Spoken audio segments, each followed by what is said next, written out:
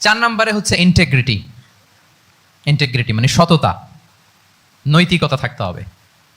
এটা অন্যতম একটা লিডারশিপ ট্রেট। এটার বড় ক্রাইসিস এখন ইন্টিগ্রিটির। রাসূল সাল্লাল্লাহু আলাইহি ওয়াসাল্লামের লিডারশিপটা ছিল এথিক্যাল লিডারশিপ, কিন্তু এইটার অনেক বড় ক্রাইসিস আমাদের সমাজে, আমাদের নেতৃত্বের মাঝে। কি বলেন? নৈতিকতার ঘাটতি আছে না? নৈতিকতা বিবর্জিত নেতৃত্ব, এটা দিয়ে কিছুই হয় না। একটা জাতির ধ্বংসের জন্য নৈতিকতা বিবর্জিত নেতৃত্বই যথেষ্ট। এই জন্য নৈতিকতা লাগবে, ইন্টিগ্রিটি, সততা। আমরা যদি আল্লাহ রাসূল সাল্লাল্লাহু আলাইহি ওয়াসাল্লামের নেতৃত্বের দিকে তাকাই, তাহলে ওনার সততা, ওনার সত্যবাদিতা, ওনার আমানতদারিতা নিয়ে যদি আমরা একটু সিরাতের পরতে পরতে খেয়াল করি, এমনকি নবী হওয়ার আগে যদি খেয়াল করি, তাহলে দেখবো যে মক্কার লোকেরা আল্লাহ রাসূল সাল্লাল্লাহু আলাইহি ওয়াসাল্লামকে আস-সাদিক, আল আমিন উপাধিতে ভূষিত করেছেন। সুবহানাল্লাহ, মানে সত্যবাদী, ট্রুথফুল অ্যান্ড ট্রাস্টওয়ার্দি। স্বয়ং মক্কার লোকেরা, মক্কার মুশরিকরা রাসূল সাল্লাল্লাহু আলাইহি ওয়াসাল্লামকে উপাধি দিয়েছিলেন আল আমিন। কি উপাধি দিয়েছিলেন? আল আমিন। তার মানে কখনো মিথ্যা বলেননি, কখনো আমানতের খেয়ানত করেননি। যখন আয়াত নাজিল হলো ওয়া আনজির আশিরাতাকাল আকরাবিন, হে নবী আপনি আপনার নিকটাত্মীয়দেরকে সতর্ক করুন জাহান্নামের আযাবের, তিনি সাফা পাহাড়ের চূড়ায় উঠে গেলেন, ডাকতে আরম্ভ করলেন, ও মক্কার লোকেরা, ও আমার আত্মীয়রা, আমি যদি বলি এই পাহাড়ের পেছনে একদল ঘোড়সাওয়ার সশস্ত্র ব্যাটালিয়ন তোমাদেরকে এখনই অ্যাটাক করবে, তোমরা কি বিশ্বাস করবে? আকুনতুম মুসাদ্দিকিয়া, আমার কথা বিশ্বাস করবে? মক্কাবাসী এক বাক্যে কি বলেছিল জানেন? তারা বলেছিল নাম, অবশ্যই বিশ্বাস করব। আমি যদি বলি তোমাদেরকে অ্যাটাক করার জন্য প্রস্তুত একদল ঘোড়সাওয়ার, বিশ্বাস করবে? আকুনতুম মুসাদ্দিকিয়া, সবাই কি বলেছিল?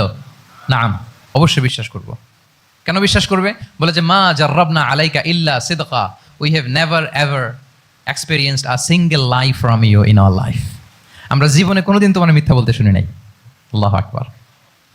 তাহলে দেখেন এই বাক্যটার ওজন কত দেখেন, মা জাররাবনা আলাইকা ইল্লা সিদকান, আমরা কখনো তোমার থেকে মিথ্যা শুনি নাই। তার মানে এক বাক্যে রাসূল সাল্লাল্লাহু আলাইহি ওয়াসাল্লামের বিগত 40 বছরের হিস্ট্রি ফুটে উঠছে। কি বলেন? বিগত 40 বছরের হিস্ট্রি এই বাক্যে আছে না নাই?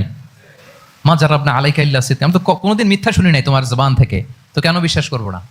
কি নিঃসংকোচ স্বীকৃতি এলাকার লোকদের, জীবনে আমরা কোনোদিন তোমার মুখ থেকে মিথ্যা শুনি নাই, তো তুমি যদি বলো যে ঘোড়সাওয়ার অ্যাটাক করার জন্য রেডি, অবশ্যই বিশ্বাস করবো, তুমি সত্যবাদী। আল্লাহু আকবার। এইটা আমাদের সমাজে অনেক বড় ক্রাইসিস। আমানতদারিতা, ট্রাস্টওয়ার্দিনেস মানে উল্টা হয়ে গেছে। যেটা সবচেয়ে ইন্টিগ্রিটি বেশি দরকার ছিল, এটা আমাদের কম। সো এখান থেকে আমাদের শিখতে হবে, অনেক কিছু রিভাইজ করতে হবে আমাদেরকে। এই যে নতুন বাংলাদেশের চমৎকার সময় এসেছে, আর 54 বছরও হয়তো আমরা এই সুযোগ পাবো না, ঠিক কি না? এই জন্য আমাদেরকে শিখতে হবে রাসূল সাল্লাল্লাহু আলাইহি ওয়াসাল্লামের যে ইন্টিগ্রিটি, ওনার যে ট্রাস্টওয়ার্দিনেস, এই আমানতদারিতা থেকে আমাদেরকে শিখতে হবে। আমাদের নেতাদেরকেও আমানতদার হইতে হবে, প্রিয় ভাইরা। তাহলে নেতাকে আস্থার জায়গা তৈরি করে নিতে হয়। রাসূল সাল্লাল্লাহু আলাইহি ওয়াসাল্লাম এটা ধীরে ধীরে তৈরি করেছেন। আপনারা জানেন যে উনি নবুয়তের আগে পার্টনারশিপে বিজনেস করতেন খাদিজা রাদিয়াল্লাহু তাআলা আনহার সাথে, মানে খাদিজা রাদিয়াল্লাহু তাআলা আনহার ইনভেস্টমেন্ট আর উনি শ্রম দিতেন। তো উনি সিরিয়াতে গিয়েছেন পণ্য নিয়ে, মালামাল নিয়ে। ওনার ব্যবসা বাণিজ্যের ধরন কেমন এটা দেখবার জন্য খাদিজা রাদিয়াল্লাহু তাআলা আনহা ওনার এক বান্ধবীকে পাঠিয়েছিলেন ওই ক্যারাভ্যানে, ওই কাফেলায়। নাম ছিল মাইসারা। কি নাম? মাইসারা।